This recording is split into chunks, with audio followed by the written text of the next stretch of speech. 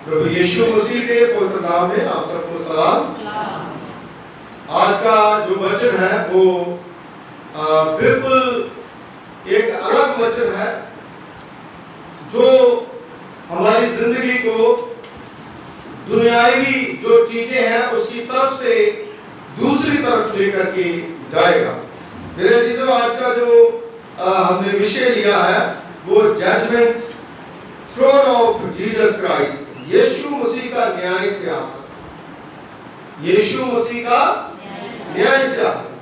आज का न्याय जो दुनिया का है, संसार का है, वो एक अलग प्रकार का न्याय है, लेकिन परमेश्वर का न्याय जो है वो अलग प्रकार का न्याय है। मेरे जीवन मैं यहाँ पर हूँ, आप वहां पर हैं, बाहर लोग जो है कहीं पर हैं, दूसरी जगह पर कहीं पर हैं, हमारे प्रधानमंत्री कहां पर हैं और हमारे सीएम जो है कहां पर हैं, लेकिन सबका हम मीडिया को देख करके एक मिनट में न्याय करके एक सेकंड नहीं लगता। लेकिन मेरे अजीजों, आजकल जो है वो बहुत सा कंट्राडिक्शन जो है वो चल रहा और शुरू से चलता रहा कि मरने के बाद जो है वो हमारा क्या होगा। मेरे जीवन में उस न्याय की बात कर रहा हूं, जब इंसान मर जाता है तो मरने के बाद खुदावंद यीशु मसीह का एक बहुत बड़ा न्याय सिंहासन जो है वहां पर होगा। क्या हम वहां पर पहुंच पाएंगे? सबसे पहली बात है कि जब हम अनंत जीवन की बात करते हैं, अटर्नल लाइफ की बात करते हैं, तो अटर्नल लाइफ तो बाद की बात है, पहले हम क्या वहां पर पहुंच पाएंगे? हमारी कोशिश जो है वो वहां पर पहुंच पाएगी, क्योंकि मेरे अजीजों, यहां पर जो लोग हम और आप कर रहे हैं वो सब लोग भूल जाए। कोई रिश्तेदार हो, कोई बहन भाई हो, कोई पति हो, पत्नी हो, अगर पति भी मर जाता है तो साल 2 साल बाद उसको भी भूल जाते हैं, पत्नी मर जाती है उसको भी भूल जाते हैं, रिश्तेदार मर जाते हैं उसको भी भूल जाते हैं। इसलिए मेरे अजीजों, खुदा किसी को भूलता नहीं। भजन संहिता 112 में उसकी 6वीं आयत में लिखा है, धर्मी का स्मरण सदा बना रहेगा। Hallelujah, hallelujah. धर्मी का जो धार्मिकता के काम करता है, खुदा जो हम उसका न्याय करेगा। और परमेश्वर जो है, जो धर्मी लोग हैं, उनको कभी भूलता नहीं है, उनको कभी वो छोड़ता नहीं है। क्योंकि संसार में थोड़ी सी बात पर हम किसी को छोड़ देते हैं, थोड़ी सी बात पर उसको अलग कर देते हैं। जैसे मान लो पति पत्नी है, आजकल लोग जो है वो अपनी पति पत्नी से अलग हो जाते हैं, छोड़ देते हैं। भला कि उसने कितनी भी एक दूसरे के साथ भलाई करी, लेकिन जब वो गुस्से में आ जाते हैं तो उसको छोड़ देते हैं।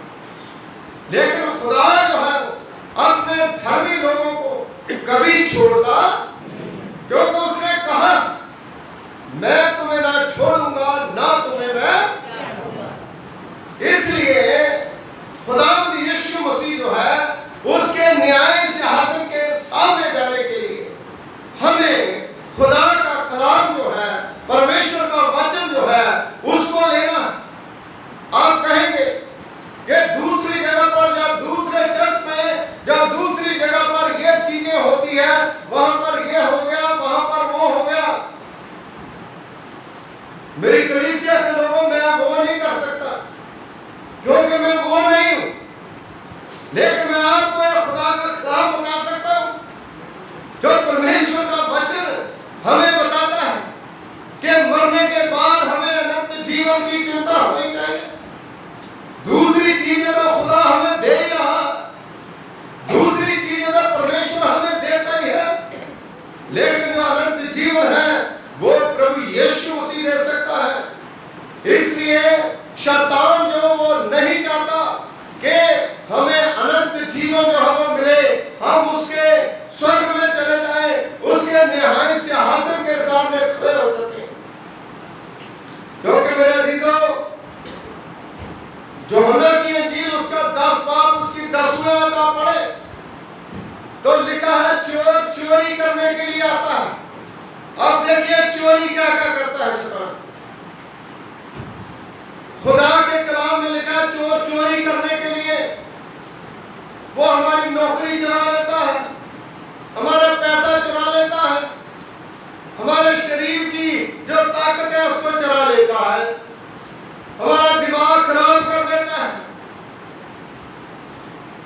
और सब कुछ चुरा के ले जाता है। और हम कहां कहां घूमते इधर चक्करों में डाल देता है कि खुदा से भी हमें दूर वो कर देता है। मेरे अजीजों, खुदा का कलाम जो है शैतान वो भी चुरा लेता है। और चोरी जो है शैतान पूरे जोर से करता है और इस तरह से करता है कि बहुत बुरी तरह से हमें हराने की कोशिश करता है। लेकिन जो अच्छा खिलाड़ी है, जो अच्छा प्रभु में योद्धा है, वो उसकी सारी शैतान की चालें जो है उसको फेल कर देता है और वो अपनी जिंदगी में आगे बढ़ता। Hallelujah, hallelujah. सो मेरे अजीजों, चोर चोरी करने और दूसरी चीज है चोरी करने, मारने। जब उसका चोरी का दाव नहीं लगता, जब वो चोरी करने में नाकाम रहता है तो वो क्या करता है? क्या लिखा बाइबल में? बाइबल तो आपके हाथ में है। क्या करता है वो? मारता। फिर वो कहता मारो, मार के घात कर देता, बुरी तरह से चोटें पहुंचाता, दुख देता। ये शैतान करता है। चोर चोरी करने, मारने और तीसरी चीज लिखा घात करने, जख्मी कर देता है। ये चोरी करना, जख्मी करना, मारना, ये शैतान का मिशन है जो बागे अदन से उसने शुरू करा। वो मिशन उसका है। लेकिन मेरे प्रभु यीशु मसीह का, आपके प्रभु यीशु मसीह का, पूरी दुनिया के प्रभु यीशु मसीह का मिशन क्या है? लिखा है कि चोर चोरी करने, मारने, लताड़ने, घात करने के लिए, लेकिन मैं इसलिए आया हूं कि तुम जीवन पाओ और बहुतायत का जीवन। हालेलुया। यीशु मसीह का मिशन है तुम्हें स्वर्ग में लेकर के जाना, उस न्याय सिंहासन के सामने खड़े करना, उस जगह पर लेकर के जाना जिस जगह की कोई कामना भी नहीं कर सकता सिवाय प्रभु यीशु मसीह के। इसलिए मेरे अजीजों, मरने के बाद न्याय होना बहुत जरूरी है और वो स्वर्ग में लेकर के सिर्फ प्रभु यीशु मसीह हमें जा सकता है, क्योंकि वो वहीं से आया है। यूहन्ना की इंजील, खुदा के कलाम में यूहन्ना की इंजील में वचन में अगर हम पढ़े तो लिखा है जो ऊपर से आता है वो सर्वोत्तम है। जो ऊपर से कौन आया? हालेलुया, बोलिए ऊपर से कौन आया? जो पृथ्वी से आता है वह पृथ्वी का है और जो पृथ्वी के बारे में ही वो बातें करता है। जो स्वर्ग से आया है वो सबसे ऊपर। हालेलुया। और सब पृथ्वी के में घूम रहे हैं, सब बातें पृथ्वी की, है ना? हर रोज पृथ्वी की बातें, धार्मिक स्थलों में पृथ्वी की बातें, हर जगह पर पृथ्वी की बातें और मिशन जो है वो पृथ्वी की बातें। लेकिन यीशु मसीह जो है जब दुनिया में आया तो उसने क्या कहा? उसने कहा तौबा करो और लौट आओ, स्वर्ग का राज। हालेलुया। स्वर्ग से आया, स्वर्ग की बातें।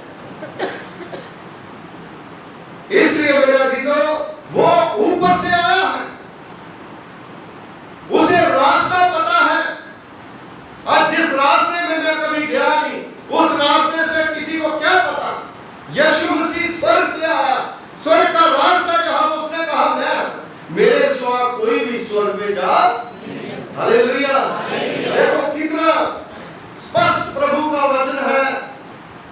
इसलिए प्रभु यीशु मसीह जो है वो रास्ता हमें देता है। उसने कल्वरी क्रूस पर अपनी जान दी, वो मर गया, वो दफन हुआ और तीसरे दिन मुर्दों में से और कहां पर गया? स्वर्ग में गया। और हम भी स्वर्ग में जाएंगे। Hallelujah, hallelujah. इसलिए धर्मी का स्मरण जो है वो सदा बना, वो कभी भूलता। अगर वो लाजर को नहीं भूला तो हमें भी भूलेगा। खुदा जो है वो हमें कभी भूलने वाला। हमारे सारे रिश्तेदार हमें भूल जाएंगे, सब लोग हमें छोड़ देंगे, लेकिन खुदा हमें कभी भी छोड़ेगा। Hallelujah, hallelujah. इसलिए मेरे अजीजों, खुदा के न्याय सिंहासन के सामने जजमेंट थ्रोन जीसस क्राइस्ट, प्रभु यीशु मसीह का न्याय सिंहासन जो है उसके सामने हमने जाना है। इसमें मैं 2-3 बातें जो है वो मैं आपको बताऊंगा कि बाइबल में कम से कम 7 विभिन्न न्यायों का विषय जो है वो बताया गया है। पहला है उद्धारकर्ता का क्रूस पर हमारे पापों के लिए न्याय हुआ। यीशु मसीह ने पहला न्याय जो है इस पृथ्वी पर उस कल्वरी क्रूस पर करा हमारे पापों का। वो जो बलिदान देते थे हम, वो जो लहू बहाते थे, वो जो बैल बकरे बछड़े की जो बलि देते थे, उससे छुटकारा जो है वो प्रभु यीशु मसीह ने हमें दिया। क्योंकि प्रभु यीशु मसीह एक पूर्ण बलिदान था, पवित्र बलिदान था, उसके सिवा और कोई नहीं कि जो हमारे पापों की क्षमा कर सकता। हालेलुया।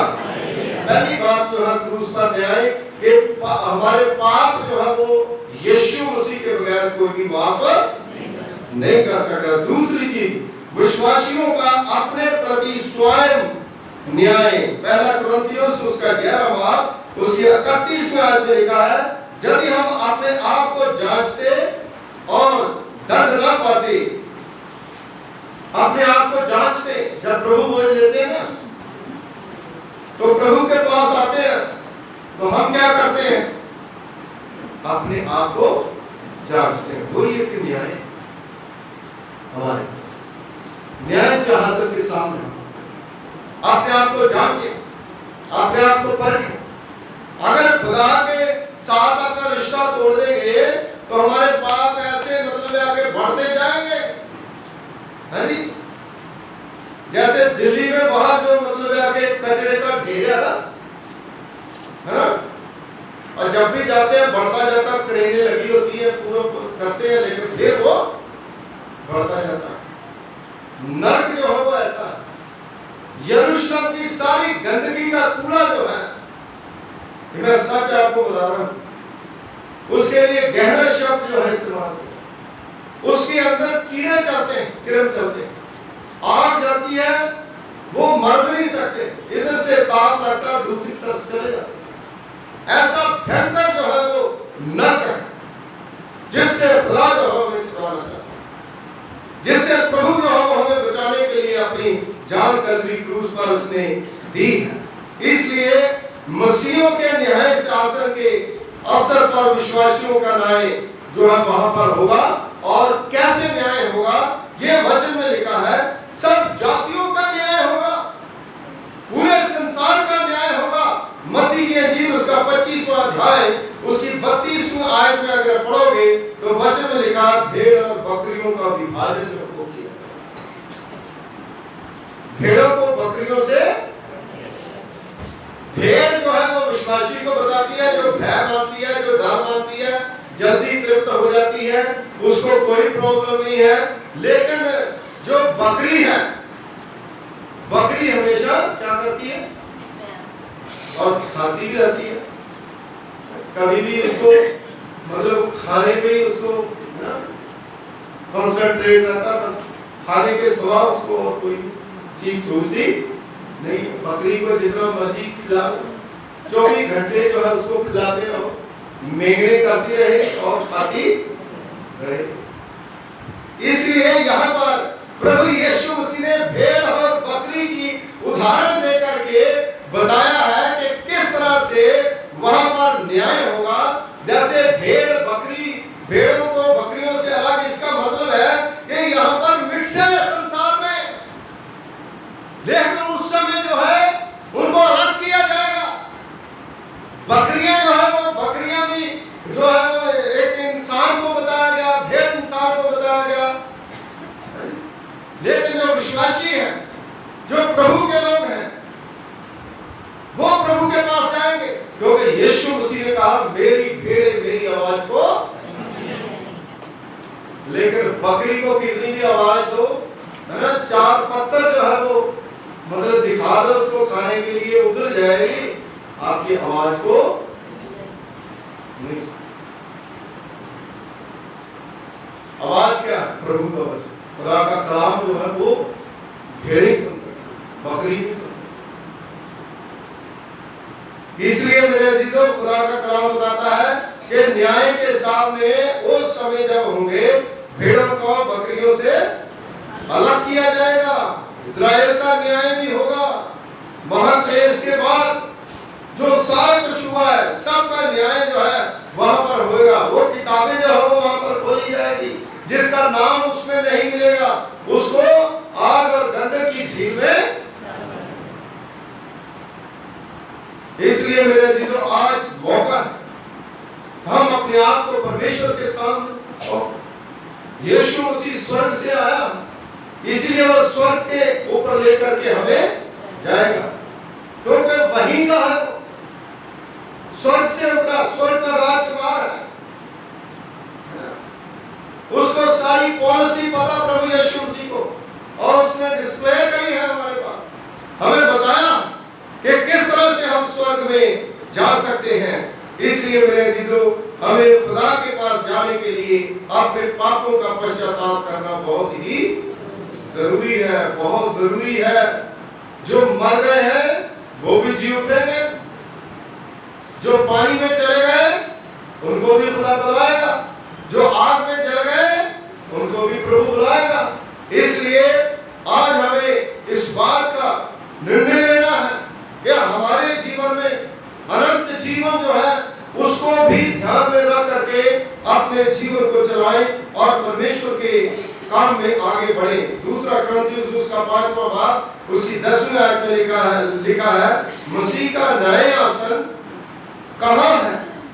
स्वीकार किया जाता है कि वह न्याय हवा में संपन्न होगा। हवा, खुदावंद यीशु मसीह जो है वो अपने ऊपर से आएगा और अपने तमाम जोशो हवासो आवाज से आएगा, सवार होकर के रथ पे आएगा और अपने लोगों को साथ लेकर के जाएगा। Hallelujah, hallelujah.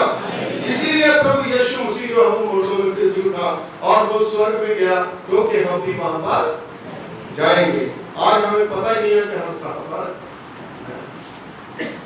किधर जाएंगे, कहां पर हमने जाना। कई बार ऐसे लोग बहुत से मिल जाते हैं, कई बार घर में भी कुछ लोग आ जाते हैं, बाबा लोग भी आ जाते हैं कई बार, तो बहुत सी बातें सुनाते हैं क्योंकि उनका अपना काम है ना। तो वो कहते हैं कि हमें पैसे दो, आपका भविष्य देखेंगे, आपका हाथ देखेंगे, आपको ये दे देंगे, ऐसे हो जाएगा, ऐसे हो जाएगा, है ना। एक दिन मैं किसी से बात कर रहा था, तो उसने कहा ऐसे करो, ऐसे करो, ऐसे पैसे दो। तो मैंने कहा कि ये तो हम नहीं कर सकते। कहते क्यों नहीं कर सकते? मैं कहा मर जाओगे तो मरने के बाद आपको पता कहाँ जाओगे? कहता कोई पता ही नहीं है कि कहाँ जाएंगे। मैं कहा यही तो फर्क है, मुझे पता हम कहाँ जाएंगे, क्योंकि जो मसीही लोग हैं उन्हें पता है कि हम कहाँ जाएंगे। हालेलुया। यहाँ हमारा प्रभु यीशु मसीह गया, वहीं पर तो हम, तो तुम मुझे क्या बताओगे? मैं तुम्हें बताता हूँ, तौबा करो, लौट आओ, प्रभु के पास आओ, तुम्हारे लिए भी अनंत जीवन है, तुम्हारे लिए भी आशीष है, तुम्हारे लिए भी बरकत है। तो वो कहता है हमारा तो रोटी का रोजगार है। मेरे जीता उनके पास कुछ नहीं होता, प्रभु के पास सब कुछ है। आज भी लोग जो है उनमें बहक जाते हैं, उनके मन में रहता है कि क्या करें, है ना, भूखे को रोटी खिलाना, नंगे को कपड़ा देना वो अलग बात है, लेकिन वो बिलीव करना, बुरी बातें बिलीव करना, शैतान के मिशन में फंस जाना, जो शैतान कहता है उसमें फंस जाना, वो हमें खुदा के राज्य में लेकर के नहीं जा सकता। Hallelujah, hallelujah. मेरे अजीजों, प्रथम पुनरुत्थान के समय जब हम देखें लूका की इंजील उसका 14वां बाब उसकी 14वीं आयत में, परंतु तुझे धर्मियों के जी उठने पर इसका प्रतिफल मिलेगा। Hallelujah, hallelujah. जब जी उठोगे ना तब प्रतिफल मिलेगा। परमेश्वर जो है वो हमें प्रतिफल देने के लिए तैयार है, वो हमें सब कुछ देने के लिए तैयार है। तो हम हमेशा दुनियावी जो चीजें हैं उसकी तरफ ध्यान देते हैं।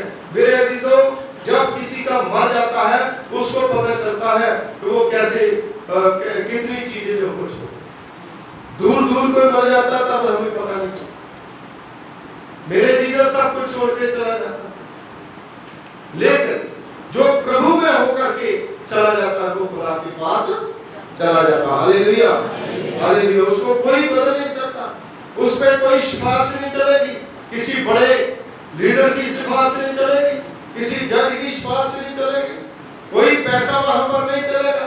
अगर ऐसा होता तो धनी इंसान जो है वो कभी नरक की आग में नहीं जाता। वहां पर तो हमारी जो कमाई हुई यहाँ पर बंदगी है, जो दुआएं, जो प्रार्थनाएं, वही वहां पर काम आएगी। Hallelujah, hallelujah. मसीह के लिए हम लोगों ने परमेश्वर के सामने अपने आप को दीन करना, नम्र करना, क्योंकि जब तक हम नम्र नहीं करेंगे तब तक हम खुदा के पास जा नहीं सकते। मेरे अजीजों, इस न्याय में केवल विश्वासियों का न्याय किया जाएगा। जो दूसरा कुरिन्थियों उसका 5वां बाब है उसके अध्याय में वचन में लिखा है, सर्वनाम 26 आयत में बार बार प्रयोग किया गया है कि प्रत्येक बार ये विश्वासियों के ही संदर्भ में कहा गया है कि हमारा न्याय जो है वो वहां पर होगा। हालेलुया। बहुत से लोग कहते हैं देखा जाएगा, अभी तो खाओ, शराब की बोतल टक टक करती खोलो और पियो, है? ये सारी चीजें मैं सुबह देख रहा था कि प्रभु के वचन में लिखा है कि तुम्हारी देह जो है वो मेरा मंदिर है, अगर तू मेरे मंदिर को नाश करेगा तो मैं तेरा ही।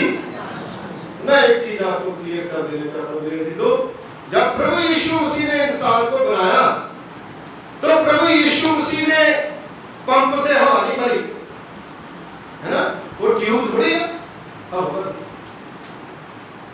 कैसे हवा भरी?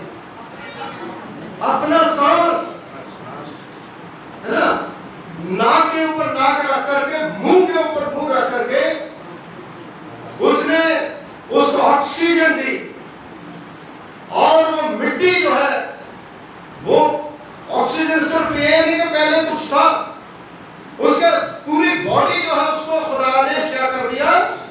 चालू कर दिया। Hallelujah, hallelujah. प्रभु यीशु मसीह सबसे बड़ा एक ऐसा काम जो है उसने कर दिया कि भाई नकली कुछ नहीं करा, उसने पूरा का पूरा सांस अपना दिया, अपने स्वरूप पर खुदा ने उसको कि कुछ गड़बड़ हुई, कोई गड़बड़ नहीं। गड़बड़ किसने करी? शैतान ने। गड़बड़ किसने करी? मैंने करी, आपने करी, सबने करी। इसीलिए प्रभु यीशु मसीह को आना पड़ा, क्योंकि खुदा नहीं चाहता कि लोग नाश हो। मेरे अजीजों, प्रभु का वचन बताता है कि हर एक बात, छोटी छोटी बात में भी कई बहुत से लोग जो है उन्होंने बैप्टिज्म भी लिया और बैप्टिज्म लेने के बाद मेरे लिए बड़ा सवाल पैदा हो जाता है कि मैंने देखा वो दूसरे चर्च में, इस चर्च में, वहां पर देखा कि आपके जो बैप्टिज्म लिया है, जो प्रभु बोझ लेते हैं, जो सारा कुछ करते हैं, वो भी पीते हैं। तो मैं क्या जवाब दूं? तो मैंने कहा कि तुम थोड़ी मरने के बाद न्याय तेरा अलग होगा, उसका अलग होगा, है ना? इसलिए मेरा काम क्या है? बताना। इसलिए सब चीजें जो है वो फिर कई बार शैतान जो है वो कई चीजों से रिलेटेड करके हमें करता है कि नहीं ये तो कोई बात नहीं है, दूसरी चीज इससे बड़ा पाप है, तीसरी चीज इससे बड़ा पाप है। सिर्फ ये मन को तसल्ली देने वाली बात होती है। अगर आप छोटी छोटी बातें नहीं छोड़ सकते खुदा के लिए तो फिर आप कुछ भी नहीं कर सकते। इसलिए मेरे अजीजों, हर चीज का न्याय जो है वो खुदा कहता है मेरे सामने होगा। इसलिए आप स्पष्ट जो है वो खुदा के सामने हो जाइए और अपने आप को परमेश्वर को सौंप दीजिए और अपना जीवन जो है वो परमेश्वर को दे दीजिए। इब्रानियों उसका 10वां बाब 16-17 आयत में लिखा है, मैं उनके पापों को और उनके अधर्म के कामों को फिर कभी स्मरण ना करूं। जो प्रभु के पास आ जाते, जो खुदा के पास आ जाते, खुदा लेखा नहीं करता।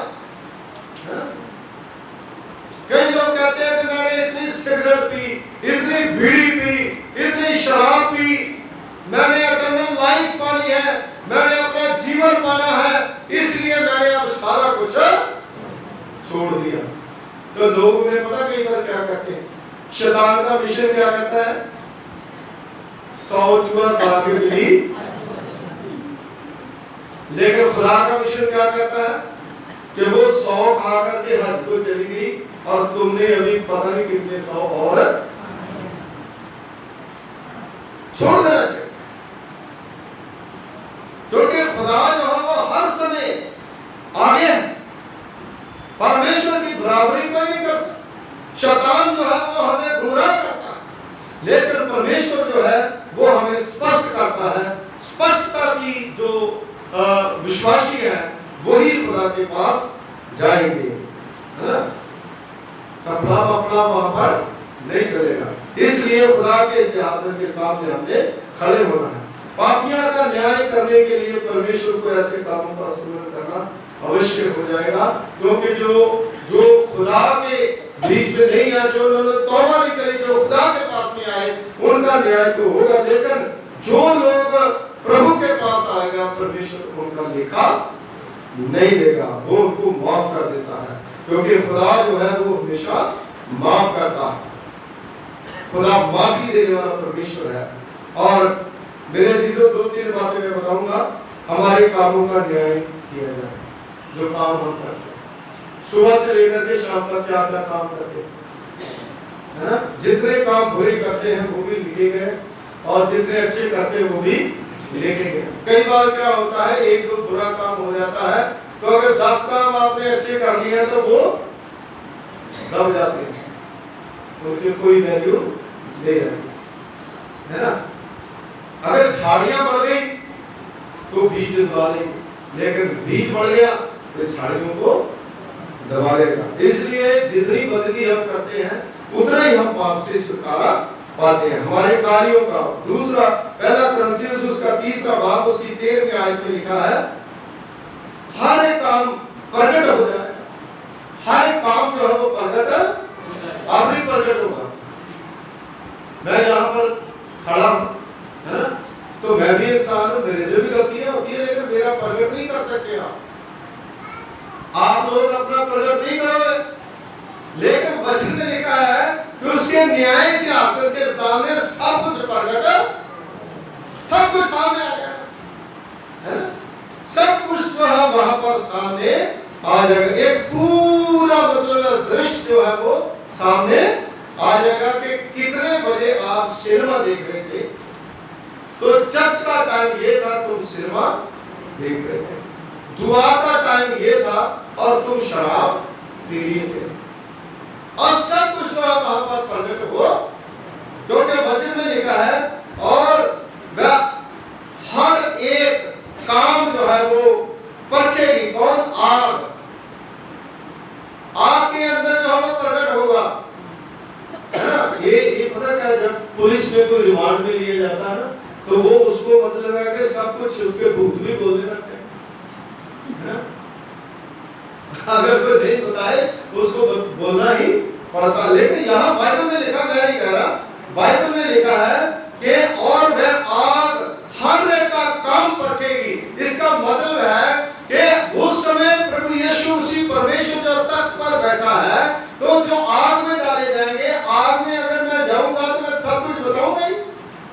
हाँ जी, अगर मेरा हाथ पकड़ करके आग में डाल देंगे तो मैं तो बताऊंगा कि सुबह जो है वो मैंने पराठे खाए या क्या कुछ भी खाया, पूछो भाई क्या क्या किया मैंने सुबह का।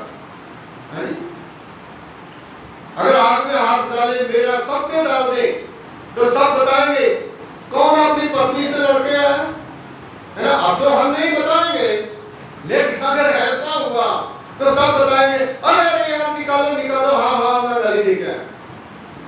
तो वहां पर जो है न्याय सियासत के सामने प्रभु के वचन में लिखा है कि आग जो है वो आपका काम जो है वो परखेगी, वो आपको मतलब के बताएगी, परखेगी कि कैसा है। सुबह उपदेश को उसका 12वां बाब उसकी 14वीं आयत में लिखा, क्योंकि परमेश्वर सब कामों और सब गुप्त बातों का, चाहे वह भली हो या बुरी, न्याय इस सभी को प्रकट। लेकिन जो अपनी तौबा कर लेते हैं, पश्चाताप कर लेते हैं, उनके लिए एक्सक्यूज है, उनके लिए खुदा ने कहा मैं याद। इसीलिए दोनों भी कहता है वो धन्य है जिसके बख्शे गए सब गुनाह और ढापे गए सारे। वहां पर आप कितना भी जाकर के चलो, नहीं नहीं नहीं, ये तो खराब आदमी है, ये तो खराब विश्वासी है, ये तो खराब पास्टर है ना। लेकिन ऐसा नहीं होगा, क्यों? क्योंकि उसने पश्चाताप। इसलिए मेरे अजीजों, आज जरूरत है कि हम पश्चाताप करें, हमारी बातों का न्याय किया जाएगा। मत्ती की इंजील उसका 12वां बाब उसकी 36 और 37 आयत में जो जो निकम्मी बातें मनुष्य कहेंगे, न्याय के दिन हर एक बात का लेखा। निकम्मी बातें, कभी अच्छी बात करने से किसी का भला हो जाए, ये अच्छा बोलने से किसी को प्यार मिल जाए, अच्छा करने से किसी को खुशी मिल जाए, लेकिन निकम्मी बातें करने से दुख जो मिलता है, वही दुख जो है शैतान हमें देगा। शैतान जो है वो उसका मिशन जो है वो पूरा कर रहे हैं। हमारे विचारों का न्याय किया जाएगा। कुछ लोग ना बोलते हैं और ना किसी को कुछ, अंदर ही अंदर। ऐसा बाइबल में खुदा के कलाम में लिखा है और वचन में लिखा कि विचारों का न्याय, मत्ती की इंजील उसका 15वां अध्याय उसकी 19 और 20 में आयत में, क्योंकि कुचिलता ऐसा शब्द जो हुआ है ना, पता ही नहीं चलता उसका क्या विचार है ना। 100 बार भी कई बच्चे इतने ढीठ होते हैं ना, उसको टॉफी दे, चॉकलेट दे, अरे बेटा क्या बात तो कर रहा, रोए जाएगा लेकिन बात ही नहीं करेगा, है ना। तो इस तरह के इंसान जो है उनका भी न्याय होगा। मन ही से निकलती है, ये ही है जो मनुष्य को शुद्ध करती है। बुरे विचार, बुरी बातें, है ना। खुदा के कलाम में लिखा, मत्ती की इंजील उसका 5वां बाब उसकी 28 में आया, कुदृष्टि, हर चीज जो है उसका न्याय होगा। और बाइबल में यह भी लिखा है कि जो चीज अंदर बाहर से अंदर जाती है वो इंसान को भ्रष्ट, जो अंदर से बाहर आती है वो इंसान को भ्रष्ट करती है। लेकिन अंदर से बाहर से अंदर मतलब है कि कौन सी, फिर हम सांप भी खा ले, चिपकली भी खा ले, खुदा ने हमें अकल बुद्धि तो दी है ना। जो चीज अच्छी चीज है, जो हमें खराब नहीं करती, वो चीज जो हम ले सकते हैं। सारी चीजें इंसान के लिए खुदा ने बनाई है, लेकिन जो अच्छी चीजें बनाई है, जो इंसान ने बनाई है, वो चीज गलत चीज जो बनाई है उसको हम खा नहीं सकते। इसलिए मेरे अजीजों, प्रभु का वचन बताता है कि हर एक बुरा विचार जो है उसका भी, कई बुरा विचार रखते हैं, बुरे विचार के लिए अपनी बात को खुदा के सामने भी रख देते हैं। हमारी गुप्त बातों का न्याय किया जाएगा। रोमियों उसका दूसरा बाब उसकी 16 गया।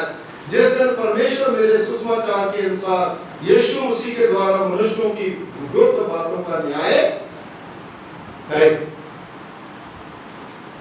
इसलिए अच्छी बातें हमारी जिंदगी में होना बहुत जरूरी है, और जब तक हम उन बातों को अपने जीवन में अपनाएंगे नहीं, तब तक जो है हम खुदा के पास जा नहीं सकते। क्योंकि मरना तो सामने, आप तो हम कह रहे हैं कि कोई नहीं, जब मरेंगे देखा जाएगा। अरे भाई पता ही कोई नहीं है, यहाँ से बाहर जाएंगे 2 दिन के बाद क्या हो जाए कोई पता नहीं है, कब क्या हो जाए किसी को क्या पता। इसलिए मरने से पहले इन सब चीजों का ध्यान रखें।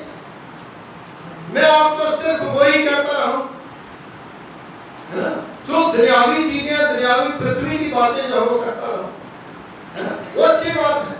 लेकिन हमें यह ध्यान रखना चाहिए कि हम कर क्या रहे हैं। खुदा यीशु मसीह का मिशन क्या था? उसने कहा स्वर्ग और पृथ्वी का सारा अधिकार मुझे दिया गया। आप स्वर्ग में जाने की चिंता करो, पृथ्वी में तो हम है ही है, उसमें तो वो खुदा इंतजाम करेगा। कोई शैतान हमारा कुछ नहीं बिगाड़ कर सकता। हम खुदा के पास रहें। अय्यूब नबी जो है उसने किस तरह से, देखो, मतलब आके कहा शैतान जो है वो चोर है, उसने सब कुछ उसका चोरी कर लिया, उसको लताड़ भी दिया, उसको घायल भी कर दिया, उसका बदन भी जो है वो खराब कर दिया। लेकिन फिर भी वो कहता है कि मैं शरीर में होकर के एक दिन ईश्वर का दर्शन, उसकी घरवाली जो है वो भी मतलब है कि बेमुकर हो गई, लेकिन फिर भी वो खुदा के सामने डटा रहा। आज भी हमारे पास यही ऑप्शन है कि हम खुदा के पास डटे रहें, हम परमेश्वर के पास आए, क्योंकि पूरी स्वर्ग में ले जाने के लिए जो स्वर्ग से आया है उसको सारी प्रक्रिया का पता है, दूसरे को किसी को पता, आपको प्रूफ करके पता कौन लेके जाएगा हमें, हम उसी के पीछे चले जाए। लेकिन यीशु मसीह ने हमें प्रूफ करके बता दिया, वो जहां से आया वही चला गया, और उसने हमें कह भी दिया जहां मैं हूंगा वहां तुम भी, और उसने कहा मैं जाता हूं तुम्हारे लिए जगह तैयार, मेरे पिता के घर में बहुत से मकान हैं, अगर नहीं होते तो मैं कह देता। सुंदर सुंदर जो हम जितना जीवन हमारे यहाँ पर है उतना जीवन हम प्रभु में गुजारें, परमेश्वर में गुजारें, और परमेश्वर जो है वो हमें आशीष देगा और परमेश्वर हमें बरकत देगा। मेरे अजीजों, खुदा जो है वो हमें सोने, चांदी और बहुमूल्य पत्थर जो है उसमें रखे। स्वर्ग जो है कैसा है? सोने का है सारा, जहां प्रभु यीशु मसीह का सिंहासन है, हाँ जी, वहां पर ना वो भूख है ना प्यास है। यहाँ पर तो बहुत प्रॉब्लम है, लेकिन वहां पर कोई भी प्रॉब्लम नहीं होगी। इसलिए खुदा के सिंहासन के सामने जाने के लिए हमें अपने आप को परमेश्वर के सामने प्रस्तुत करना है, और बुरी सारी बातों को हमने छोड़ना। इसका मतलब ये नहीं है कि हम एंजॉय नहीं कर सकते, है ना। शादी ब्याह है तो वचन में लिखा उपदेश की पोथी में, है ना, खुशी के समय खुशी करो, लेकिन खुशी करते खुदा के कलाम में ये भी लिखा डरते और कांपते हुए खुशी। खुदा का डर रखो, परमेश्वर का भय रखो, परमेश्वर के पास आओ, खुदा की बात मर्जी को पूरा करो, और हर एक चीज जो है वो खुदा के सामने पेश हो। इसलिए मेरे अजीजों, आज हमें जरूरत है कि हम उस खुदा को जो धर्मी का सुमरन कभी भूलता, धर्मी को कभी वो भूलता, क्योंकि वचन में पहले ज़बूर में लिखा है धर्मियों का मार्ग तो खुदा जानता है, लेकिन दुष्टों का मार्ग जो है वो नष्ट। इसलिए उसके न्याय शासन के सामने सबने, सब लोग जो प्रभु के हैं उन्होंने सबने वहां पर जाना। छोटी छोटी बातों के लिए हम परमेश्वर का धन्यवाद करें, छोटी छोटी बातों के लिए हम प्रभु की बंदगी करें। मैं किसी के घर प्रेयर करने के लिए गया, विजिट करने के लिए, तो उन्होंने पहले एक सलीब का जो कपड़ा है उसके अंदर बाइबल को लपेटा, उसके बाद एक और जो है उसके अंदर से जो एक बैग जो है उसके अंदर उसको डाला, उसके बाद एक अच्छी वाली अलमारी जो है उसके अंदर उसको रखा। मैं देखता वहां से निकाला, पहले उससे खोला, उससे निकाला, फिर एक जिप खोली, उससे निकाला, फिर उसके अंदर से सलीब का कपड़ा लेकर के उसके अंदर से बाइबल को निकाला। अब देखिए बात सोचने की, किस तरह से खुदा के कलाम को, परमेश्वर के वचन को उसने रखा। अगर खुदा के कलाम को उसने ऐसा रखा है तो वो ऐसे पढ़ती भी, इतनी सोच से उसको वो पढ़ती भी। लेकिन कई बार अपने घरों में आप ध्यान रखिए, मैसेज आपको देना चाहता हूँ, क्योंकि हमारे जो क्रिश्चियन कई भाई हैं, मैंने देखा कि अपनी बाइबल जो है उसको एक अच्छी जगह पर रखें, है ना। कई बार हम कहीं पर भी बाइबल को रखते, तो बाइबल जो है उसको अच्छी जगह पर रखें। उससे हम स्वर्ग से तो नहीं जाएंगे, लेकिन अगर हम उसको पढ़ेंगे, अगर हम उसको प्यार करेंगे, अगर हम उसका आदर करेंगे, तो उसको अच्छी तरह से हम सीख भी। इसलिए अच्छी तरह से खुदा के कलाम को रखें और इसी प्रकार अपने हृदय में भी प्रभु के वचन को रखें और खुदा के पास जाकर के वहां पर किसी प्रकार की कोई परेशानी नहीं।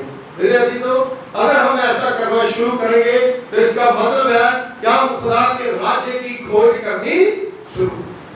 और वचन में लिखा है परमेश्वर के धर्म और राज्य की खोज करोगे और सारी चीजें जो हो आपको मिल जाएगी, सब पीछे आकर के मिलेगी।